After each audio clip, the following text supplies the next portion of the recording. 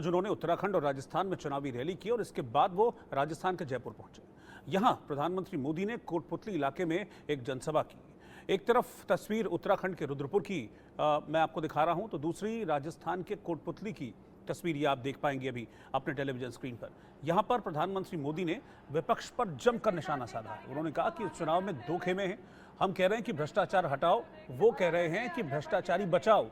मोदी देश की आवाज सुनता है। जनसभा के बाद प्रधानमंत्री मोदी ने यहां पर एक रोड शो भी किया।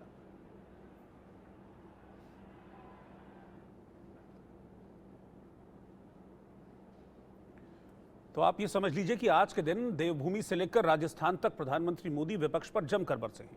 उन्होंने इशारों इशारों में इस दौरान राहुल गांधी को निशाने पर रखा और उन पर जमकर हमला बोला। कांग्रेस के शाही परिवार के शाहजादे ने ऐलान किया है कि अगर देश ने तीसरी बार बीजेपी सरकार को चुनी, आग लग जाएगी। 60 साल तक देश पर राज करने वाले 10 साल सत्ता से बाहर क्या रह गए? अब देश में आग लगाने की बात कर रहे हैं। इन लोगों ने सालों तक चलाया। अगर राम मंदिर का नाम भी लोगे तो देश जल मरेगा, आग लग जाएगी। भव्य राम मंदिर बना के नहीं बना, बना के नहीं बना,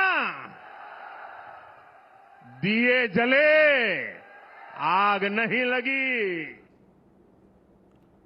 इधर कर्नाटक के रामनगर में अमित शाह ने भी एक रोड शो किया है और इस रोड शो में समर्थकों का जन सैलाब उमड़ पड़ा। दरअसल बीजेपी का जो थिंक टैंक है वो लगातार चुनाव का, क्योंकि ऐलान हो चुका है 19 तारीख से चुनाव होने हैं, सबसे पहला फेज है, 7 चरणों में चुनाव होने हैं, तो बीजेपी इस वक्त पूरी ताकत से चुनाव मैदान में है। आज प्रधानमंत्री नरेंद्र मोदी ने उत्तराखंड और राजस्थान में मोर्चा संभाला, तो कर्नाटक में अमित शाह पूरी मजबूती के साथ उतरे। और ये जो तस्वीरें आप देख रहे हैं, ये अमित शाह के रोड शो की मैं सीधी तस्वीरें भी इस वक्त आपको दिखा रहा हूं, जहां पर अमित शाह इस वक्त कर्नाटक में रोड शो कर रहे हैं। दरअसल कर्नाटक की अगर मैं बात करूं तो कर्नाटक का किला फतेह करना बीजेपी के लिए जरूरी भी है, क्योंकि इस वक्त जो विधानसभा चुनाव अभी हाल में हुए थे कर्नाटक में, लेटेस्ट चुनाव, उस विधानसभा चुनाव में बीजेपी को हार का सामना करना पड़ा था। इससे पहले बीजेपी वहां पर सरकार चला रही थी, लेकिन कांग्रेस इस बार चुनाव जीती, सिद्धरमैया मुख्यमंत्री बने, तो यहां फिर से बीजेपी लोकसभा चुनाव में अपना परचम लहराना चाहती है और इसीलिए जो बीजेपी है अपने सबसे मजबूत नेताओं को चुनाव प्रचार में उतारा हुआ है और इसीलिए